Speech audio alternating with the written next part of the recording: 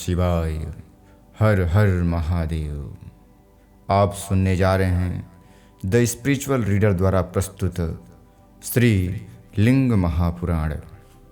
यह पुराण वेद व्यास जी द्वारा लिखा गया है। लिंग पुराण 18 महापुराणों में से एक है। पवित्र 18 पुराणों में से इस पुराण का स्थान 11वां है। लिंग पुराण में भगवान शिव जी के 12 ज्योतिर्लिंगों की कथा का वर्णन किया गया है। इस पुराण में ईशान कल्प के वृत्तांत, सर्व विसर्ग आदि का भी वर्णन मिलता है।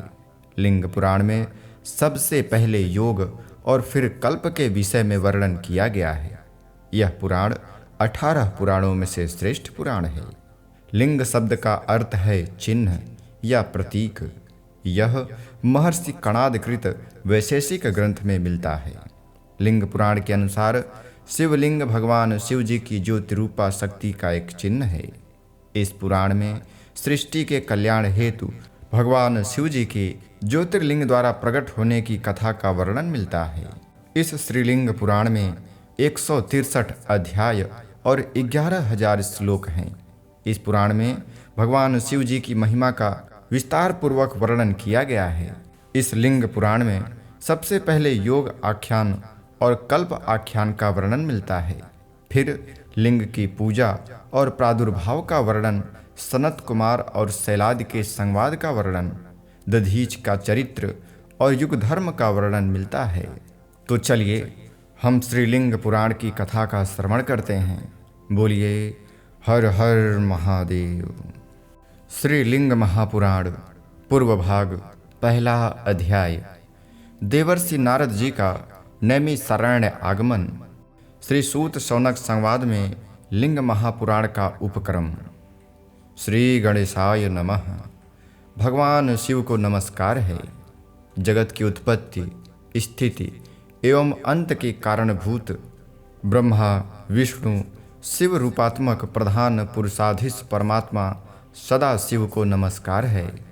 मुनि नारद, शैलेश, संगमेश्वर, हिरण्यगर्भ, स्वर्लीन, अविमुक्त, महालय, रौद्र, गोप्रेक्षक, श्रेष्ठ पाशुपत, विघ्नेश्वर, केदार, गोमायुक्तेश्वर, हिरण्यगर्भ, चंद्रेश, ईशान्य, त्रिविष्टप तथा शुक्रेश्वर आदि तीर्थ स्थानों में भगवान शंकर की यथोचित आराधना करके नैमिषारण्य पहुँचे। नारद जी को देखकर नैमिषारण्य में निवास करने वाले ऋषियों के मन में अतीव प्रसन्नता हुई। उन्होंने नारद जी की सम्यक प्रकार से पूजा करके उनके लिए उचित स्थान प्रदान किया। उन नारद जी ने भी मुनियों के द्वारा प्रदत्त उस आसन को सहर्ष स्वीकार किया और उन मुनियों से भली भांति पूजित होकर तथा उस उत्तम आसन पर सुखपूर्वक विराजमान होकर वे लिंग महात से संबंध विचित्र रहस्यों वाली कथा सुनाने लगे। इसी समय पुराणों के ज्ञाता परम बुद्धिमान सूत जी तपस्वी मुनियों को प्रणाम करने की कामना से नैमिषारण्य तीर्थ में पधारे। नैमिषारण्यवासी ऋषियों ने व्यास जी के शिष्य उन सूत जी की सम्यक प्रकार से स्तुति तथा पूजन की। तत्पश्चात अपनी कथाओं से रोमांचित कर देने वाले सूत जी को अति विश्वस्त विद्वान जानकर उन मुनियों की उनसे पुराण सुनने की इच्छा हो गई। तब सभी तपस्वी ऋषियों ने मुनिवर सूत जी से लिंग महात्म्य से युक्त पुण्यदायिनी पुराण संहिता के विषय में पूछा।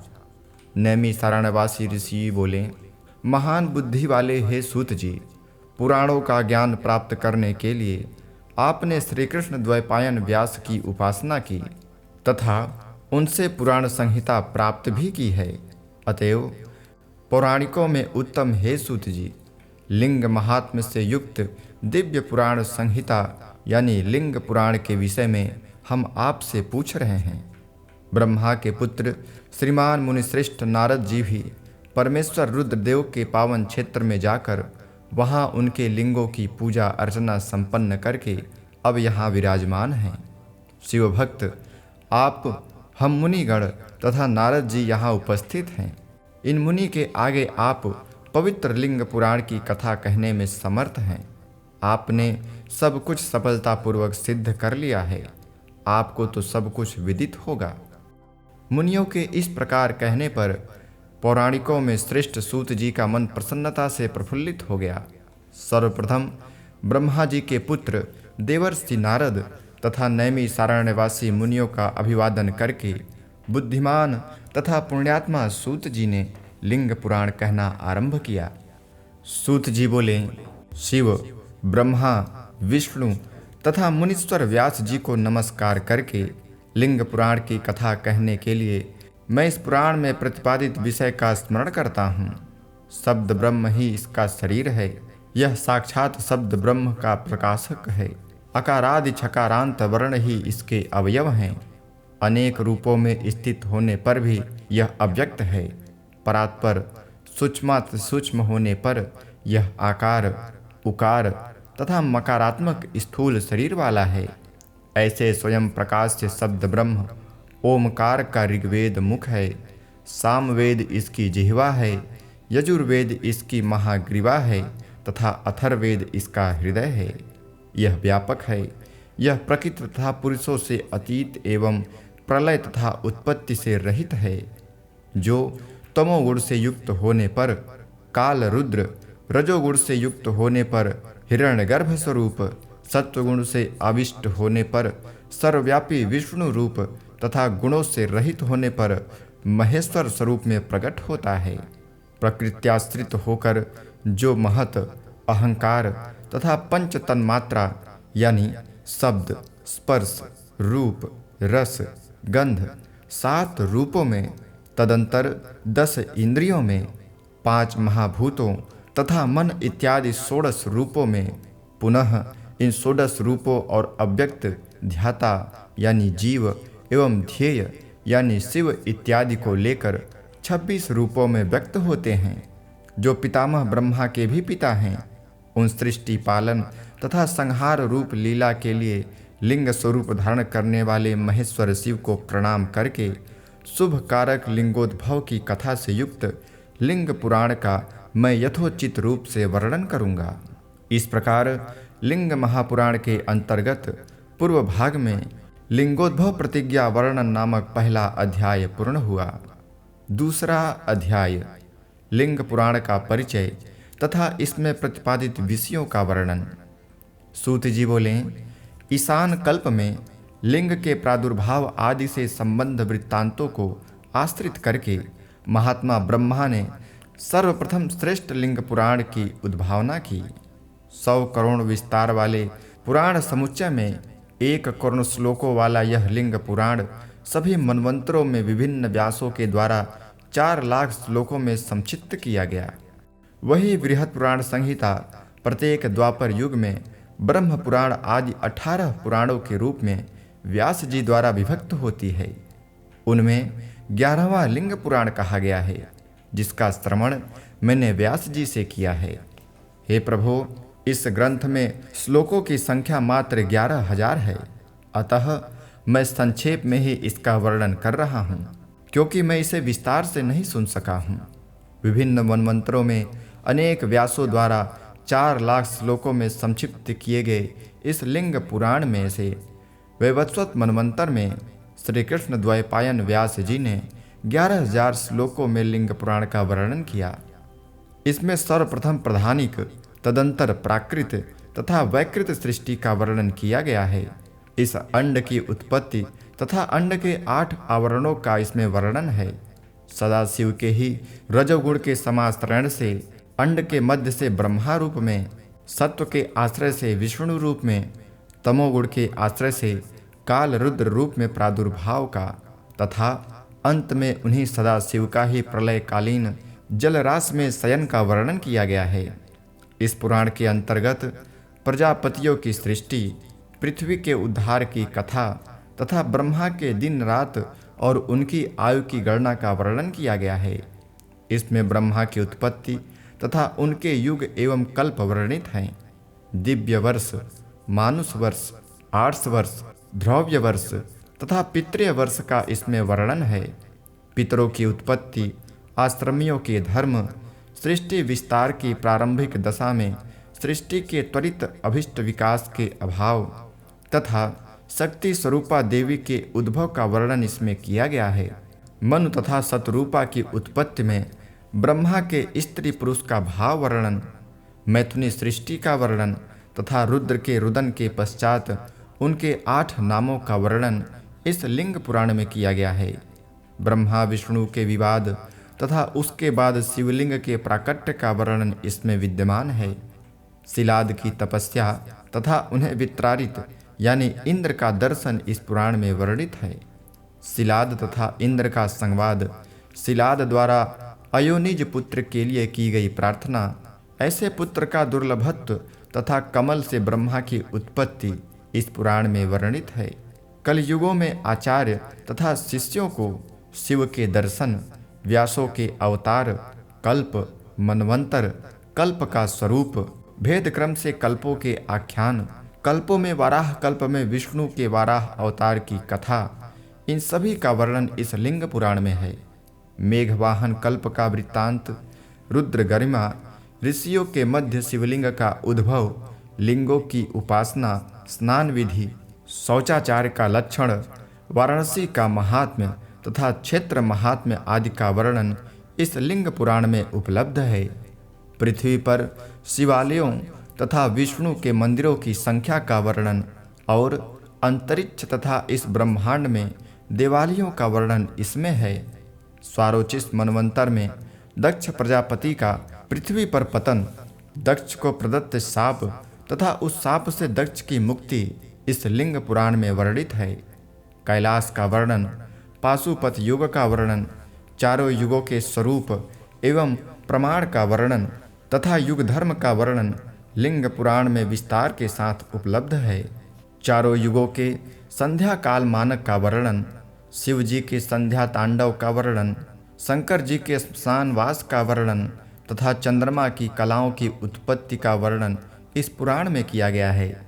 लिंग पुराण में शंकर जी का विवाह, तत्पश्चात पुत्र रूप में श्री गणेश की उत्पत्ति, दीर्घकालीन कामोपभोग प्रसंग से जगत के विनाश का भय, सती के द्वारा प्रदत्त शाप, प्राचीन काल में शिव जी द्वारा त्रिपुर वध करके देवताओं तथा विष्णु की रक्षा, शिव जी का सुकृत सर्ग तथा कार्तिकेय की उत्पत्ति आदि वर्णित है। ग्रहण आदि कालों में लिंग के अभिषेक का विधान तथा उसका फल, क्षुप तथा दधीच और दधीच तथा विष्णु का विवाद इस पुराण में वर्णित है। इस लिंग पुराण में देवाधिदेव शूलधारी शिव जी का नंदीश्वर नाम से प्रादुर्भाव, पतिव्रता का आख्यान, पशु यानी जीव तथा पास यानी बंधन की मीमांसा, आसक्ति के स्वरूप का ज्ञान, निवृत्ति की योग्यता का प्राप्ति, सृष्टि के पुत्रों की उत्पत्ति, वशिष्ठ के पुत्रों की उत्पत्ति, महात्मा वशिष्ठ पुत्रों तथा मुनियों और राजाओं का वंश विस्तार, वशिष्ठ पुत्र शक्ति का विनाश, विश्वामित्र की दुर्भावना तथा उनके द्वारा वशिष्ठ की सुरभिधेनु का बलात् अधिग्रहण आदि वर्णित किए गए हैं। वशिष्ठ के पुत्र शोक, अरुंधति के विलाप, उनकी पुत्रवधि के प्रेषण, गर्भस्थ शिशु के वचनोद्गार, पराशर व्यास तथा सुखदेव के अवतार, शक्ति पुत्र पराशर के द्वारा किए गए राक्षस ध्वंस, देवताओं के गुण रहस्य स्वरूप विशिष्ट ज्ञान तथा गुरु पुलत्स के आज्ञानुसार उनके कृपा प्रसाद से पुराण की रचना से संबंधित विषयों का वर्णन किया गया है। भुवनों की परिमिति, ग्रह नक्षत्रों की गति, जीवत छाद्रक की विधि, श्राद्ध के अधिकारी पात्रों तथा श्राद्ध के विषय में इस पुराण में वर्णन है। इस पुराण में नंदी श्राद्ध के विधान, वेदाध्ययन का स्वरूप, ब्रह्म यज्ञ, पितृ यज्ञ, दैव यज्ञ, भूत यज्ञ, नृयज्ञ, इन 5 महायज्ञों के प्रभाव तथा इन 5 महायज्ञों के करने की विधि का वर्णन किया गया है। रजस्वला स्त्रियों के सदाचार, उस सदाचार पालन से विशिष्ट पुत्र की प्राप्ति, प्रत्येक वर्णों के अनुसार मैथुन के नियम, सभी वर्णों के लिए अलग अलग भोज्य तथा अभोज्य के विधि विधान और समस्त पापों के प्रायश्चित्त के विषय में पृथक पृथक रूप से विस्तार से वर्णन किया गया है। नरकों के स्वरूप, कर्मानुसार दंड के विधान, स्वर्ग और नरक प्राप्त करने वाले पुरुषों में दूसरे जन्मों में प्रकट होने वाले चिन्ह, अनेक प्रकार के दानों, यमपुरी, पंचाक्षर मंत्र की मीमांसा तथा रुद्र महात्मा का वर्णन इस लिंग पुराण में किया गया है। इंद्रवृत्तासुर के महासंग्राम का वर्णन, विश्वरूप के वध का निरूपण, श्वेत मुनि तथा काल का संवाद। श्वेत मुनि की रक्षा के लिए शिव द्वारा काल के संहार का इसमें वर्णन है। देवदारू वन में कल्याणकारी भगवान शंभु के प्रवेश, सुदर्शन से आख्यान एवं क्रम संन्यास के लक्षण का वर्णन इस पुराण में किया गया है।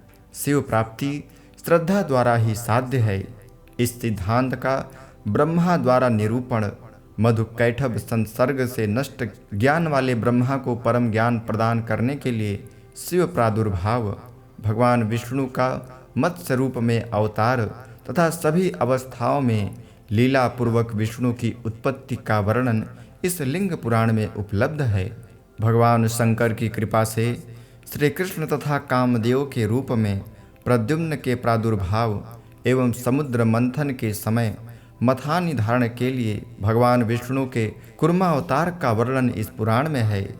संकर्षण की उत्पत्ति, चंडिका के रूप में कौशिकी के प्रादुर्भाव, यदुवंशियों की उत्पत्ति, स्वयं विष्णु के यदुकुल में प्रादुर्भाव, श्री कृष्ण के मामा भोजराज यानी कंस के प्रादुर्भाव, बाल रूप में श्री कृष्ण की लीलाओं तथा पुत्र के लिए शंकर जी की पूजा का वर्णन इस लिंग पुराण में किया गया है। विष्णु रूप शिव से कपाल में जल की उत्पत्ति तथा पृथ्वी का भार उतारने के लिए विष्णु द्वारा शंकर जी की गई आराधना का वर्णन इस पुराण में है। प्राचीन काल में वेन पुत्र पृथु के द्वारा गोरूप पृथ्वी के दोहन तथा देवासुर संग्राम में कृष्ण के द्वारा प्राप्त किए गए भृगु प्रदत्त शाप, द्वारकापुरी में कृष्ण रूप में विष्णु के निवास, लोक कल्याण के लिए विष्णु के द्वारा स्वीकार किए गए दुर्वासा प्रदत्त शाप का वर्णन इस लिंग पुराण में किया गया है। विष्णु तथा अंधक वंशों के विनाश के लिए पिंडारक क्षेत्रवासी यादवों को दिए गए शाप, मूसल तथा एरकाक की उत्पत्ति, एरका घास लेकर आपस में एक दूसरे पर प्रहार करने से विष्णुवंशियों के विनाश, अपनी ही लीला से श्री कृष्ण के द्वारा अपने ही कुल के विनाश, उसी एकार रूपी अस्त्र के प्रभाव से श्री कृष्ण की इच्छा पूर्वक अपने धाम के लिए प्रयाण तथा कृष्ण रूपी ब्रह्मा की प्रयाण लीला के रहस्य का विस्तृत वर्णन इस लिंग पुराण में किया गया है। इंद्र बने हुए त्रिपुरासुर, गज रूपी अंधकासुर, मृग रूपी यज्ञाग्नि, दक्ष, कामदेव, देवताओं के आदिदेव ब्रह्मा, हलाहल विष, दैत्य एवं अन्य असुरों के विषकृत दमन का वर्णन तथा जालंधर वध एवं सुदर्शन की उत्पत्ति का वर्णन भी इस पुराण में प्राप्त है। इस लिंग पुराण में भगवान विष्णु को श्रेष्ठ आयुध की प्राप्ति, रुद्र के क्रियाकलाप तथा उनके अन्य हजारों चरित्रों का वर्णन किया गया है। विष्णु, ब्रह्मा तथा महात्मा इंद्र के अनुभव एवं प्रभाव का वर्णन तथा शिवलोक का वर्णन भी है। भूमिष्ठ रुद्रलोक, पातालस्थ हाटकेश्वर, तपो के लक्षण एवं द्विजों के वैभव का निरूपण भी इस पुराण में किया गया है। भगवान शंकर के विग्रहों की व्यापकता तथा उनकी लिंग मूर्ति की विशेषता इस पुराण में वर्णित है। इस लिंग महापुराण में पूर्वोक्त विषयों का प्रायः क्रमिक रूप से वर्णन किया गया है। इसे जानकर जो मनुष्य लिंग पुराण की इस संक्षिप्त अनुक्रमणिका का वर्णन यानी पाठ करता है, वह सभी पापों से छूटकर ब्रह्मलोक को प्राप्त होता है। इस प्रकार श्रीलिंग महापुराण के अंतर्गत पूर्व भाग में अनुक्रमणिका का वर्णन नामक दूसरा अध्याय पूर्ण हुआ। तीसरा अध्याय अलिंग एवं लिंग तत्व का स्वरूप, शिव तत्व की व्यापकता, महदादि तत्वों का विवेचन, जगत की उत्पत्ति का क्रम तथा महेश्वर शिव की महिमा। सूत जी बोले, वह निर्गुण ब्रह्म शिव ही लिंग का मूल कारण है तथा स्वयं लिंग रूप यानी प्रकृत रूप भी है। लिंग को शिवोद्भासित जाना गया है। शब्द, स्पर्श, रूप, रस, गंध आदि से रहित अवगुण, ध्रुव, अक्षय, अलिंग तत्व को ही निर्गुण कहा गया है तथा शब्द, स्पर्श, रूप, रस, गंध आदि से संयुक्त प्रधान प्रकृति को ही उत्तम लिंग कहा गया है। हे श्रेष्ठ विप्रों, वह जगत का उत्पत्ति स्थान है। पंचभूतात्मक अर्थात पृथ्वी, जल, तेज, आकाश, वायु से युक्त है, स्थूल है, सूक्ष्म है, जगत का विग्रह है तथा यह लिंग तत्व निर्गुण परमात्मा शिव से स्वयं उत्पन्न हुआ है।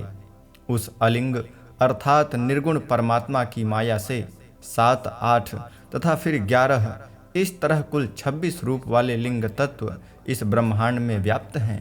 उन्हीं माया वितत लिंगों से उद्भूत तीनों प्रधान देव शिवात्मक हैं। उन तीनों में से एक ब्रह्मा से यह जगत उत्पन्न हुआ, विष्णु से जगत की रक्षा होती है तथा रुद्र से जगत का संहार होता है। इस प्रकार शिव तत्व से यह विश्व व्याप्त है। वह परमात्मा निर्गुण भी है तथा सगुण भी है। लिंग अर्थात व्यक्त तथा अलिंग अर्थात अव्यक्त रूप में कही गई सभी मूर्तियां शिवात्मक ही हैं। इसलिए यह ब्रह्मांड साक्षात ब्रह्म रूप है। वही अलिंगी अर्थात अव्यक्त तथा बीजी भगवत तत्व परमेश्वर है। वह परमात्मा बीजी यानी ब्रह्मा भी है, योनि यानी विष्णु भी है तथा निर्बीज यानी शिव भी है। और बीज रहित वह शिव जगत का बीज अर्थात मूल कारण कहा जाता है। बीज रूप ब्रह्मा, योनि रूप विष्णु तथा प्रधान रूप शिव की इस जगत में अपनी अपनी विश्व, प्राज्ञ तथा तेजस अवस्था की संज्ञा भी है। यह विशुद्ध मुनि रूप परम ब्रह्म परमात्मा रुद्र नित्य बुद्ध स्वभाव के कारण पुराणों में शिव कहे गए हैं। हे विप्रों, शिव की दृष्टि मात्र से प्रकृति शैवी हो गई तथा सृष्टि के समय अव्यक्त स्वभाव वाली वह प्रकृति गुणों से युक्त हो गई। अव्यक्त तथा महतत्व आदि से लेकर स्थूल पंचमहाभूत पर्यंत संपूर्ण जगत उसी प्रकृति के अधीन है। अतः विश्व को धारण करने वाली शैवी शक्ति प्रकृति ही अजा नाम से कही गई है। रक्तवर्णा अर्थात रजोगुण वाली, शुक्ल वर्णा अर्थात सत्वगुण वाली तथा कृष्ण वर्णा अर्थात तमोगुण वाली एवं बहुविध प्रजाओं की उत्पत्ति करने वाली अजा स्वरूपिणी उस प्रकृति की प्रेम पूर्वक सेवा करता हुआ यह बद्ध जीव उसका अनुसरण करता है। दूसरे प्रकार का अनासक्त जीव प्रकृति के भोगों को भोग कर और उसकी असारता तथा क्षणभंगुरता को समझकर उस माया का परित्याग कर देता है। परमेश्वर के द्वारा अधिष्ठित वह अजा अनंत ब्रह्मांड की उत्पत्ति करती है। सृष्टि के समय में तीनों गुणों से युक्त अजरूप पुरुष की आज्ञा से उसमें अधिष्ठित माया से वह महतत्व उत्पन्न हुआ है। सृष्टि करने की इच्छा से युक्त होकर उस अधिष्ठित महतत्व ने स्वतः अव्यय तथा अव्यक्त पुरुष में प्रविष्ट होकर व्यक्त सृष्टि में विक्षोभ उत्पन्न किया। उस महतत्व से संकल्प अध्यवसाय वृत्ति रूप सात्विक अहंकार उत्पन्न हुआ तथा उसी महतत्व से त्रिगुणात्मक रूप रजोगुण की अधिकता वाला राजस अहंकार उत्पन्न हुआ और उस रजोगुण से सम्यक प्रकार से आवृत्त तमोगुण की अधिकता वाला तामस अहंकार भी उसी महतत्व से उत्पन्न हुआ है तथा उसी अहंकार से सृष्टि को व्याप्त करने वाली शब्द, स्पर्श आदि तन्मात्राएं भी उत्पन्न हुई हैं।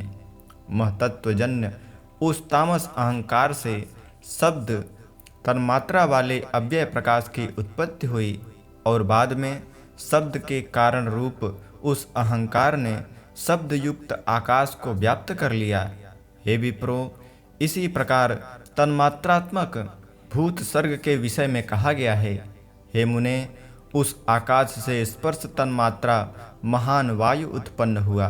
पुनः उस वायु से रूप तन्मात्रा वाले अग्नि की उत्पत्ति हुई तथा अग्नि से रस तन्मात्रा वाले जल का प्रादुर्भाव हुआ। फिर रस तन्मात्रा वाले उस जल से गंध तन्मात्रा वाली कल्याणमयी पृथ्वी की उत्पत्ति हुई। हे श्रेष्ठ विप्रों, आकाश स्पर्श तन्मात्रा वाले वायु को आवृत्त किए रहता है तथा रूप तन्मात्रा वाले अग्नि को आच्छादित करके यह क्रियाशील वायु बहता रहता है। साक्षात अग्निदेव रस तन्मात्रा वाले जल को आच्छादित किए रहते हैं तथा सभी रसों से युक्त जल तत्व गंध तन्मात्रा वाली पृथ्वी को आच्छादित किए रहता है। इस प्रकार पृथ्वी 5 शब्द, स्पर्श, रूप, रस तथा गंध गुणों से, गंध रहित शेष 4 गुणों से जल, भगवान अग्नि 3 गुणों से तथा स्पर्श समन्वित वायु 2 गुणों से युक्त हुए और अन्य अवयवों से रहित आकाश देव मात्र 1 गुण वाले हुए। इस प्रकार तन्मात्राओं के पारस्परिक संयोग वाला भूत सर्ग कहा गया है। राजस, तामस तथा सात्विक सर्ग साथ साथ प्रवृत्त होते हैं, किंतु यहाँ पर तामस अहंकार से ही सर्ग का होना बताया गया है। शब्द, स्पर्श आदि को ग्रहण करने के लिए 5 ज्ञानेंद्रियाँ, 5 कर्मेंद्रियाँ तथा उभयात्मक मन इस जीव के लिए बनाए गए हैं। महतत्व आदि से लेकर पंच महाभूत पर्यंत सभी तत्व अंड की उत्पत्ति करते हैं। वह परमात्मा ही पितामह ब्रह्मा, शंकर तथा विश्वव्यापी प्रभु विष्णु के रूप में उस अंड से जल के बुलबुले की भांति अवतीर्ण हुआ। यह सभी लोक तथा उनके भीतर का यह संपूर्ण जगत इस अंड में समन्वित था। वह अंड अपने से 10 गुने जल से बाहर से व्याप्त था और जल बाहर से अपने से 10 गुने तेज से आवृत था। तेजस अपने से 10 गुने वायु से बाहर से आवृत था और वायु अपने से 10 गुने आकाश से बाहर से आवृत था। शब्दजन्य वायु को आवृत्त किए हुए वह आकाश तामस अहंकार से आवृत्त है। शब्द हेतु आकाश को आवृत्त करने वाला वह तामस अहंकार महतत्व से घिरा हुआ है और वह महतत्व स्वयं अव्यक्त प्रधान से आवृत्त है। उस अंड यानी ब्रह्मांड के ये 7 प्राकृत आवरण कहे गए हैं। कमलासन ब्रह्मा जी उसकी आत्मा हैं। इस सृष्टि में करोड़ों करोड़ों अंडों यानी ब्रह्मांडों की स्थिति के विषय में कहा गया है। प्रधान यानी प्रकृति ही सदा शिव के आश्रय को प्राप्त करके इन करोड़ों ब्रह्मांडों में सर्वत्र चतुर्मुख ब्रह्मा, विष्णु और शिव का सृजन करती हैं। अंत में शंभु का सहयोग प्राप्त कर वही प्रधान लय भी करती हैं। इस प्रकार परस्पर संबद्ध आदि यानी सृष्टि तथा अंत प्रलय के विषय में कहा गया है। इस सृष्टि की रचना, पालन तथा संहार करने वाले वे ही एकमात्र महेश्वर हैं। वे ही महेश्वर क्रम पूर्वक 3 रूपों में होकर सृष्टि करते समय रजोगुण से युक्त रहते हैं, पालन की स्थिति में सत्वगुण में स्थित रहते हैं तथा प्रलय के समय तमोगुण से आविष्ट रहते हैं। वे ही भगवान शिव प्राणियों के सृष्टिकर्ता, पालक तथा संहर्ता हैं। अतएव वे महेश्वर ब्रह्मा के अधिपति रूप में प्रतिष्ठित हैं, जिस कारण से भगवान सदा शिव, भव, विष्णु, ब्रह्मा आदि रूपों में स्थित हैं तथा सर्वात्मक हैं। इसी कारण वे ही ब्रह्मांडवर्ती इन लोकों के रूप में तथा इनके कर्ता पितामह के रूप में कहे गए हैं।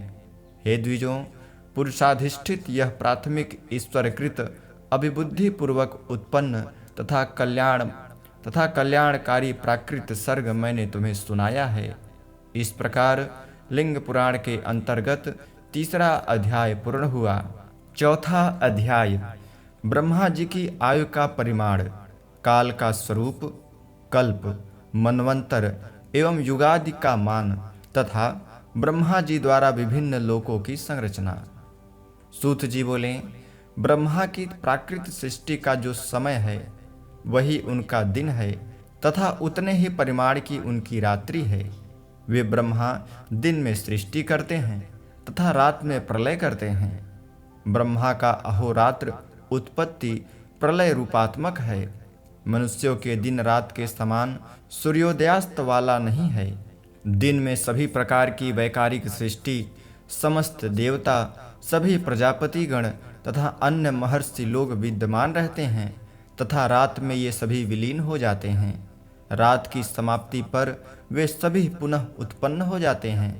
ब्रह्मा का एक दिन ही एक कल्प कहा जाता है तथा उसी प्रकार उनकी रात भी एक कल्प के मान के तुल्य कही गई है। 1000 चतुर्युगी की अवधि में 14 मनु उत्पन्न होते हैं। हे विप्रों, सत्ययुग का काल 4000 दिव्य वर्षों का है और उस सतयुग के 400 वर्षों की संध्या तथा संध्यांश होते हैं। उसी प्रकार क्रम से त्रेता युग की संध्या 300 वर्ष की, द्वापर की 400 वर्ष की तथा कलयुग की संध्या 100 वर्ष की होती है। इस प्रकार सतयुग के संध्यांश को छोड़कर अन्य 3 युगों के कुल संध्यांशक 600 वर्ष के होते हैं तथा इन त्रेता, द्वापर और कली के संध्यांश को छोड़कर इनका नियत समय क्रमशः 3000, 2000 तथा 1000 वर्षों का होता है। हे सुव्रत ऋषियों, अब मैं आप लोगों को त्रेता, द्वापर, कलयुग तथा सत्ययुग के कालमान बताता हूँ। स्वस्थ मनुष्य के नेत्र के 15 निमेष के समय को एक काष्ठा कहते हैं और 30 काष्ठा की एक कला होती है। हे विप्रो, 30 कला को मिलाकर एक मुहूर्त कहा जाता है। 15 मुहूर्त की एक रात होती है तथा उसी प्रकार 15 मुहूर्त का एक दिन होता है। मनुष्यों का एक कृष्ण पक्ष पितरों के एक दिन के बराबर होता है तथा शुक्ल पक्ष में उनकी स्वप्न संबंधी रात के समान होता है। मनुष्यों के 30 महीने का समय पितरों के 1 मास के बराबर माना गया है। मनुष्यों के 360 महीनों का समय पितरों का 1 संवत्सर यानी वर्ष माना जाता है। मानवीय मान से संध्यांश सहित जो 100 वर्ष होते हैं, वहाँ वे ही पितरों के 3 वर्ष कहे गए हैं।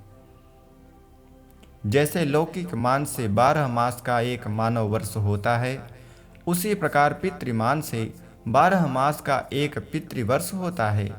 लिंग पुराण में इस प्रकार दिव्य अहोरात्र और दिव्य वर्ष का विभाग पूर्वक वर्णन किया गया है। सूर्य का उत्तर की ओर संक्रमण उत्तरायण, सूर्य का मकर राशि से मिथुन राशि तक ही देवताओं का दिवस तथा सूर्य का दक्षिणायन की ओर संक्रमण यानी दक्षिणायन कर्क राशि से धन राशि तक ही देवताओं की रात्रि होती है। विशेषतया ये दिव्य अहोरात्र कहे गए हैं। मनुष्यों के 30 वर्षों का काल देवताओं के 1 महीने के समय के बराबर होता है।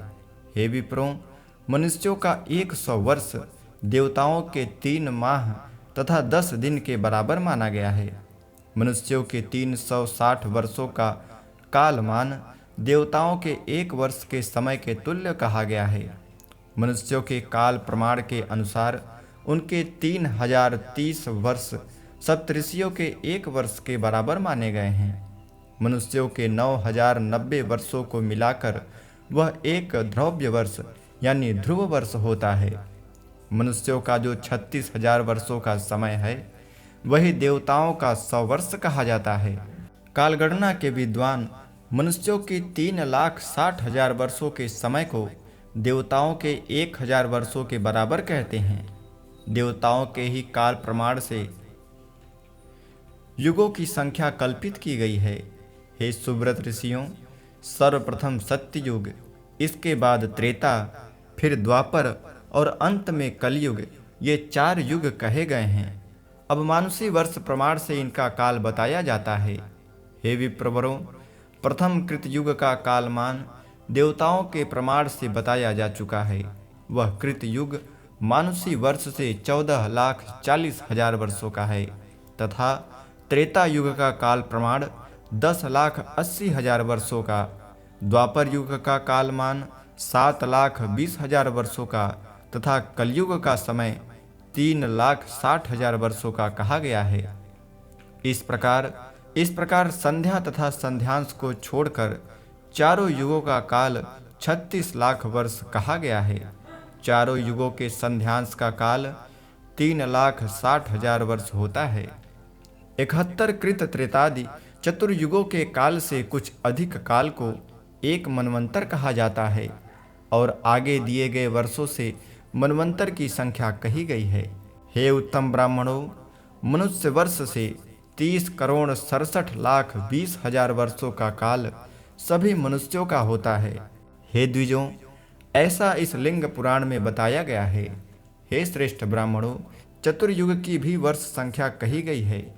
1000 चतुर्युगों का काल एक कल्प कहा गया है। ब्रह्मा जी दिन के आरंभ में जगत की रचना करते हैं तथा रात्रि में प्राणियों का संहार होता है। उनमें देवताओं की संख्या 28 करोड़ है।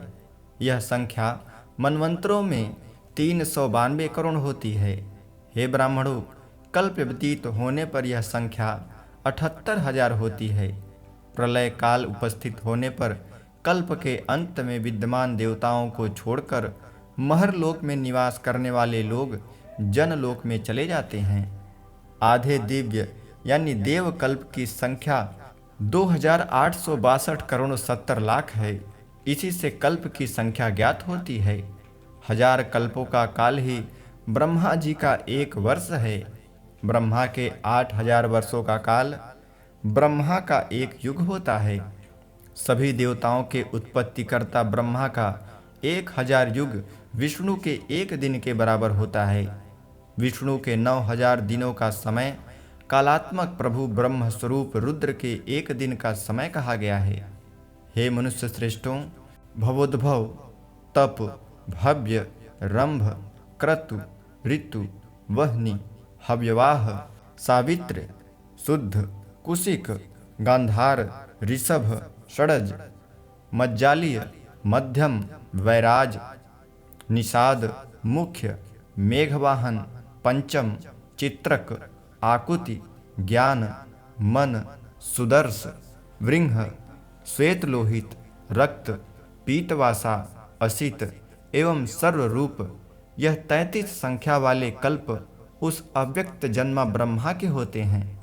हे मुनिश्रेष्ठों, इस प्रकार ब्रह्मा के दिन रात में हजारों करोड़ कल्प बीत गए तथा शेष अभी व्यतीत होंगे। महाप्रलय के समय संपूर्ण सृष्टि का लय हो जाता है और पश्चात शिव की आज्ञा से प्रलय का भी प्रलय हो जाता है। इस प्रकार सब का प्रलय हो जाने पर तथा प्रकृति के परमात्मा में स्थित हो जाने पर केवल प्रधान यानी प्रकृति तथा पुरुष ये 2 ही रह जाते हैं। हे विप्रो, इस प्रकार गुणों की विषमता से सृष्टि तथा गुणों के ही साम्य से प्रलय होते हैं और उन दोनों का हेतु वे ही महेश्वर हैं। उन देवाधिदेव ने अपनी लीला से इस प्रकार की असंख्य सृष्टि की है।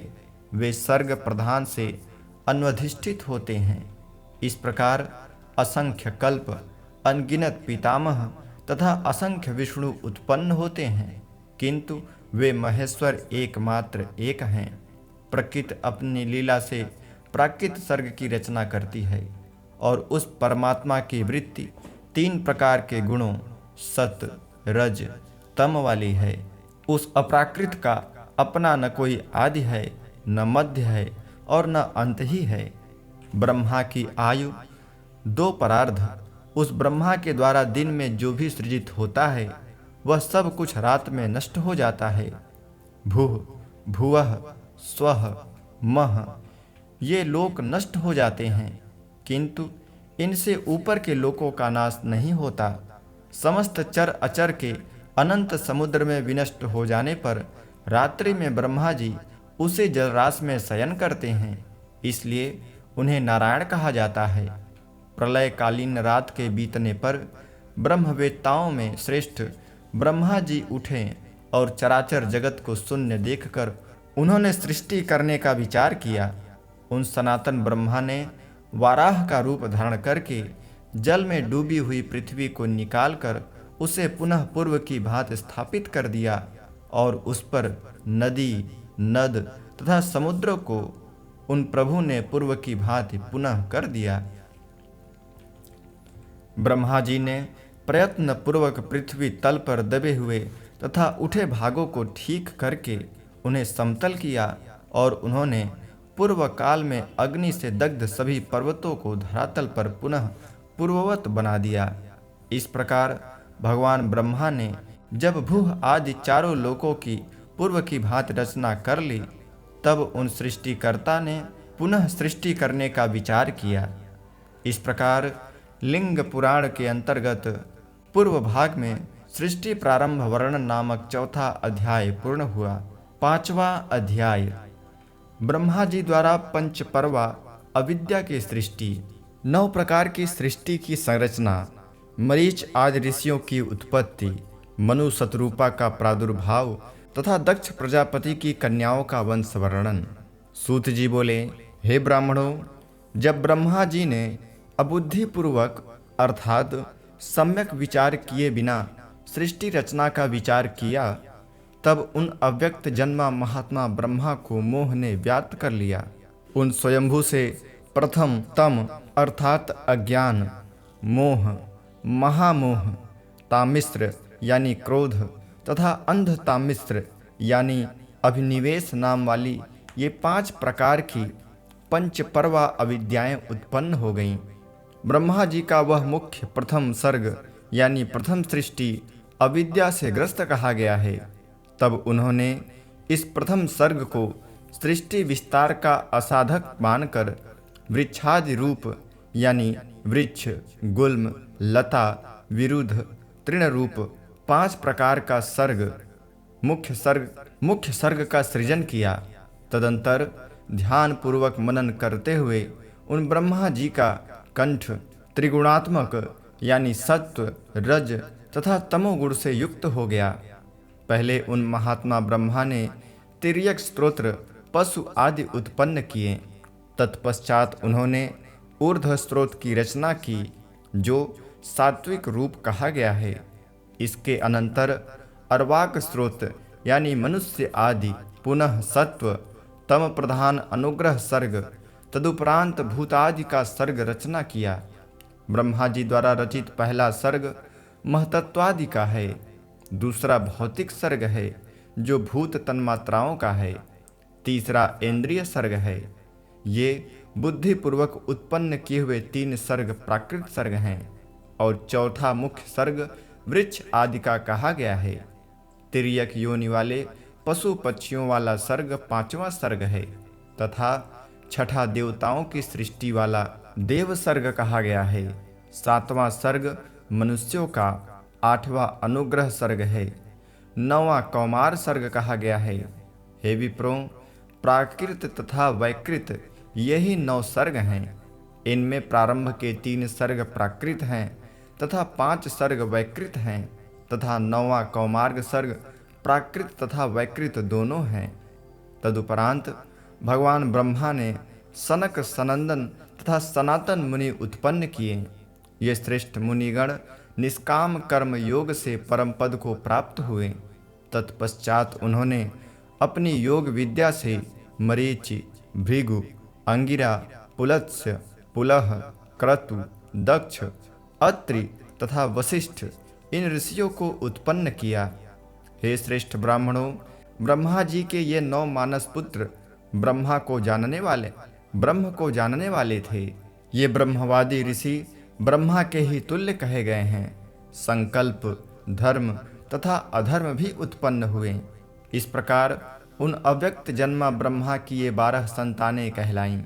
उन सनातन ब्रह्मा ने आदि में भृगु तथा सनत कुमार को उत्पन्न किया था। अग्रजन्मा वे दोनों दिव्य पुत्र नैष्ठिक ब्रह्मचारी, ब्रह्मवादी, सर्वज्ञ, सर्वत्र व्याप्त रहने वाले तथा ब्रह्मा के ही समान थे। हे श्रेष्ठ मुनियों, अब मैं उन अग्रजन्मा मुनियों की भार्याओं का कुल तथा प्रजाओं की उत्पत्ति का संक्षेप में वर्णन करूंगा।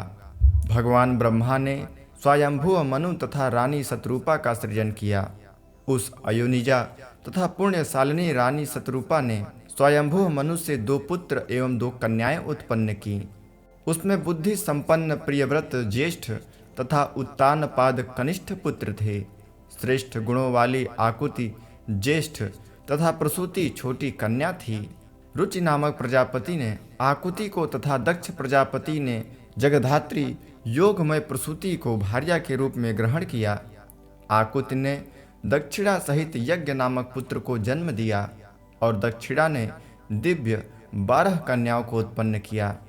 प्रसूति ने दक्ष प्रजापति से श्रद्धा, लक्ष्मी, घृति, तुष्टि, मेधा, क्रिया, बुद्धि, लज्जा, वपु, शांति, सिद्धि, कीर्ति, ख्याति, शांति, संभूति, स्मृति, प्रीति, क्षमा, सन्नति, अनुसूया, ऊर्जा, देवताओं के लिए अरणि रूपा स्वाहा तथा स्वधा इन तपोमयी 24 कन्याओं को उत्पन्न किया तथा इन महाभाग्यवती कन्याओं को आगे बताए गए क्रम के अनुसार महात्मा जनों को समर्पित कर दिया।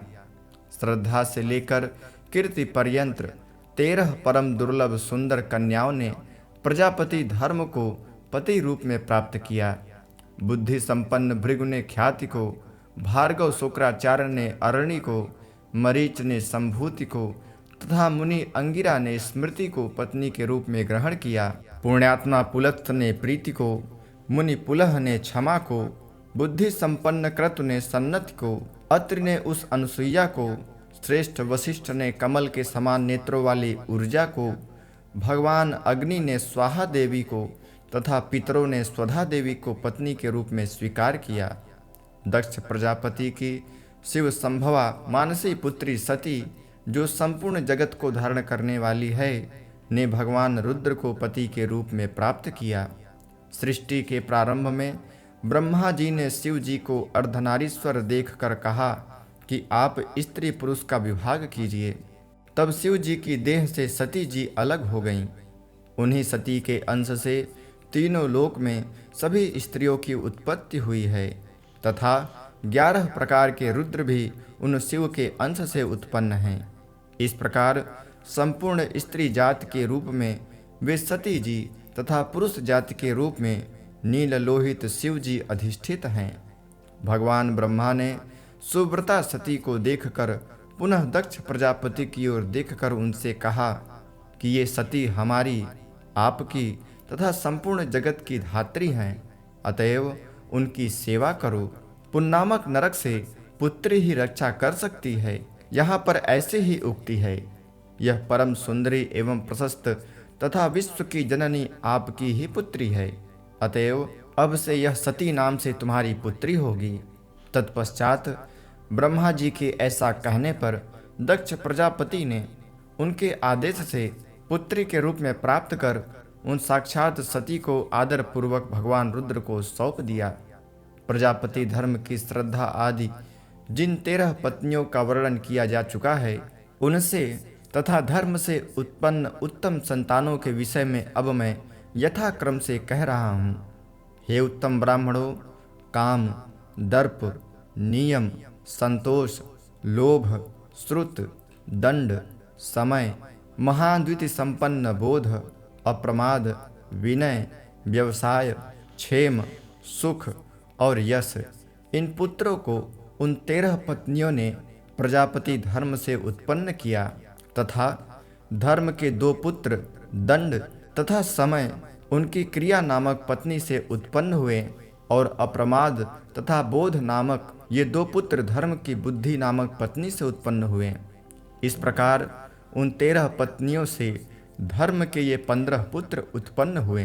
भृगु की पत्नी ख्याति ने श्री लक्ष्मी को जन्म दिया, जो भगवान विष्णु की परम प्रिया हुई तथा धाता एवं विधाता नामक 2 पुत्र भी उत्पन्न हुए, जो मेरु पर्वत के जामाता बने। मरीच की प्रभूति नामक पत्नी ने पूर्णमास तथा मरीच नामक 2 पुत्र तथा तुष्टि, दृष्टि, कृषि एवं अपचित नामक 4 पुत्रों को जन्म दिया। इसमें तुष्टि ज्येष्ठ थी। हे श्रेष्ठ मुनियों, क्षमा ने पुलह मुनि से कर्दम, वरियांश तथा सहिष्णु नामक 3 पुत्र तथा स्वर्ण सदृश कांति वाली और पृथ्वी के समान क्षमाशील पिवरी नाम की एक पुत्री को उत्पन्न किया। पुलत्स ऋषि ने अपनी प्रीति नामक पत्नी से दत्तोर्ण तथा वेद बाहु नामक पुत्रों तथा एक अन्य दृष्टद्विति नामक पुत्री को उत्पन्न किया। क्रतु की प्रिय पत्नी सन्नति ने 60,000 पुत्रों को उत्पन्न किया। वे सभी बाल खिल्य नाम से प्रसिद्ध हुए। हे सुव्रतों, अंगिरा मुनि की पत्नी स्मृति से सिनिवाली, कुहू, राका तथा अनुमति तथा प्रिय स्वभाव वाले कीर्तिमान पुत्र अग्नि की उत्पन्न हुई। अत्रि की भार्या अनुसुईया ने 6 संततियों को जन्म दिया था। उनमें श्रुति नाम धारणी एक कन्या थी। सत्यनेत्र, मुनिर्भव्य, मूर्तिराप, सनैश्चर एवं सोम, ये 5 पुत्र हुए जो आत्रेय कहलाएं। सभी संतानों में श्रुति छठवीं थी। सुंदर नेत्रों वाली तथा पुत्रों के प्रति स्नेह भाव रखने वाली महिमामय वशिष्ठ पत्नी ऊर्जा ने कमल के समान नेत्र वाले 7 पुत्र उत्पन्न किए। रज, सुहोत्र, बाहु, सवन, अनघ, सूतपा और शुक्र, ये 7 पुत्र मुनि वशिष्ठ से हुए। परम अभिमानी रुद्र रूप ब्रह्मा के पुत्र तथा प्रजाओं के प्राण स्वरूप जो भगवान अग्नि हैं, उनसे स्वाहा ने तीनों लोकों के कल्याणार्थ 3 पुत्र उत्पन्न किए। इस प्रकार लिंग पुराण के अंतर्गत प्रजा सृष्टि वर्णन नामक 5वां अध्याय पूर्ण हुआ। 6वां अध्याय शंकर महात्म्य वर्णन। सूत जी बोले, अग्नि के वे 3 पुत्र पवमान, पावक तथा शुचि नाम से विख्यात हुए। अरण्य आदि में घर्षण से पवमान, विद्युत से पावक, अरण्य आदि में घर्षण से पवमान, विद्युत से पावक तथा सूर्य प्रभा से शुचि का आविर्भाव हुआ। ये तीनों स्वाहा के पुत्र हैं। अब यहाँ पुत्रों तथा पौत्रों को मिलाकर इनकी संख्या संक्षेप में बताई जाती है। आदि में सप्त का त्याग करके कुल 49 अग्नियाँ कही गई हैं। ये यज्ञों में आराधित की जाती हैं। ये सभी तपस्वी, व्रतधारी, प्रजाओं के पति तथा रुद्र स्वरूप कहे गए हैं। अयज्वा तथा यज्वा ये 2 प्रकार के प्रसन्न मन वाले पितर हैं। उनमें यज्वा यानी यज्ञ करने वाले पितरों को अग्निस्वात तथा अयज्वा पितरों को बहिर्सद कहा जाता है। स्वधा ने उन अग्निस्वात पितरों से मेना नामक मानसी कन्या उत्पन्न हुई। अग्निस्वात पितरों की वह मानसी पुत्री मेना लोक में अतीव प्रसिद्ध हुई। मैना ने मैनाक, कौच, उनकी अनुजा उमा तथा शिव जी के अंग श्लेष के कारण जगत को पवित्र करने का गुण रखने वाली हेमवती गंगा को उत्पन्न किया। कमल के समान मुख वाली मेरुराज पत्नी स्वधा ने यज्ञानुष्ठान में प्रवृत्त रहने वाली धरणी नामक मानसी पुत्री को जन्म दिया। यहाँ अमृत पान करने वाले पितरों तथा ऋषियों के कुल का विस्तार दिया जाता है। आप लोग इसे विस्तार पूर्वक सुनिए। अब मैं आप सबसे पूर्व निरूपित विषय का पुनः पृथक अध्याय में वर्णन करता हूँ। दक्ष कन्या सती का विवाह रुद्र के साथ हुआ और वे उनके साथ चली गईं। फिर इन्हीं सती ने दक्ष के यज्ञ का विध्वंस करके अपना देह त्याग कर दिया। इसके बाद पार्वती रूप में पुनः शिव जी को पति के रूप में प्राप्त किया।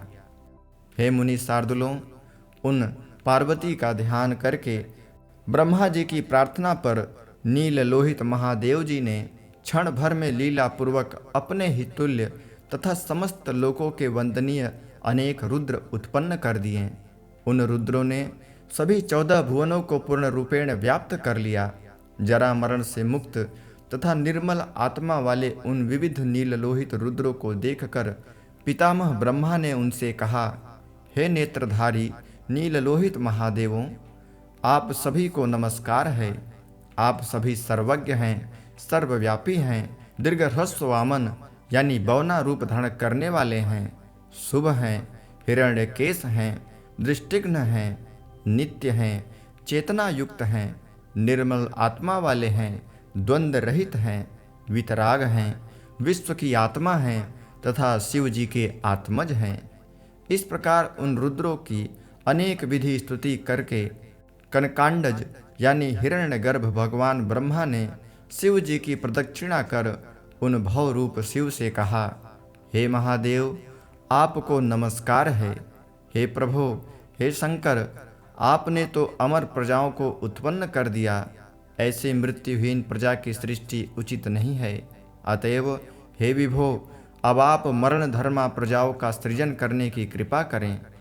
तब भगवान शंकर ने ब्रह्मा से कहा, हे प्रभो, उस प्रकार की मरण धर्मा सृष्टि करने की मेरी स्थिति नहीं है। अतएव आप ही मृत्यु से युक्त रहने वाली प्रजा का अपने इच्छा अनुसार सृजन कीजिए। भगवान शंकर की ऐसी आज्ञा पाकर चतुरानन ब्रह्मा ने जरा मरण से युक्त इस संपूर्ण स्थावर जंगम जगत की रचना की। भगवान शंकर भी उस समय रुद्रों से निवृत्त आत्मा वाले होकर अधिष्ठित हो गए। हे विप्रो, निष्कल आत्मा वाले तथा अपनी इच्छा से शरीर धारण करने वाले उन महात्मा शंकर का स्थाणुत्व हो गया। इसलिए वे भगवान रुद्र दयार्द होकर सभी प्राणियों का कल्याण करते हैं। भगवान शंकर की आत्मा बिना यत्न के ही कल्याण करने वाली है। वे योग विद्या के द्वारा वैराग्य में स्थिर रहते हैं। विरक्त पुरुष की मुक्ति को ही कल्याण कहा जाता है। स्वल्प विषयों का त्याग करके प्राणी सांसारिक भय से मुक्त होकर क्रम से वैराग्य को प्राप्त होता है और उस वैराग्य से उस विरागी पुरुष को अंत में शिव जी का साक्षात दर्शन प्राप्त होता है। संसार निवर्तक आत्मनात्मक विवेक रूप विशिष्ट ज्ञान का विचार किए बिना जो क्षणिक विषय त्याग है वह ज्ञान रहित होने से अस्थायी है, अतएव विमुख्य है। उस सत असत वस्तु विवेक रूप विचार तथा इस सांसारिक विषयों के त्याग का एक साथ होना परमेष्ठी सदा शिव के कृपा प्रसाद से ही संभव है। इस लोक में धर्म, ज्ञान, वैराग्य तथा ऐश्वर्य शिव जी की कृपा से प्राप्त होते हैं। वे कल्याण करने के कारण शंकर हैं, पिनाक नामक धनुष धारण करने के कारण पिनाकी हैं तथा उनका कंठ नीला एवं देह लाल होने के कारण नील लोहित हैं। जो प्राणी शंकर जी का आश्रय ग्रहण करते हैं अर्थात उनके शरणागत होते हैं वे सभी मुक्ति प्राप्त करते हैं। भगवान शंकर के आश्रित महान पापी भी अत्यंत भयावह नरक को नहीं प्राप्त होते, वे शिव जी के शाश्वत पद को प्राप्त हो जाते हैं। इस विषय में कोई संदेह नहीं है। ऋषिगण बोले, अहंकार से लेकर माया पर्यंत विभिन्न प्रकार के कुल 28 करोड़ नरक हैं। उनमें जाकर पापी प्राणी अपने द्वारा किए गए कर्मों के फल भोगते हैं। ये वही प्राणी होते हैं जो शिव, रुद्र, शंकर, नीललोहित सभी प्राणियों के आश्रय, अव्यय, जगतपति, विराट पुरुष, परमात्मा, पुरुषतुत, तमोगुण की प्रधानता होने पर काल रुद्र रूप, रजोगुण की प्रधानता होने पर ब्रह्मा रूप, सत्वगुण की प्रधानता होने पर सर्वव्यापी विष्णु रूप तथा गुण रहित होने पर महेश्वर रूप भगवान महादेव जी का आश्रय ग्रहण नहीं किए होते हैं। हे महामते, अब हम लोगों की यह सुनने की उत्कट अभिलाषा है कि किन किन कर्मों के करने अथवा न करने से मनुष्य नरक को प्राप्त होते हैं।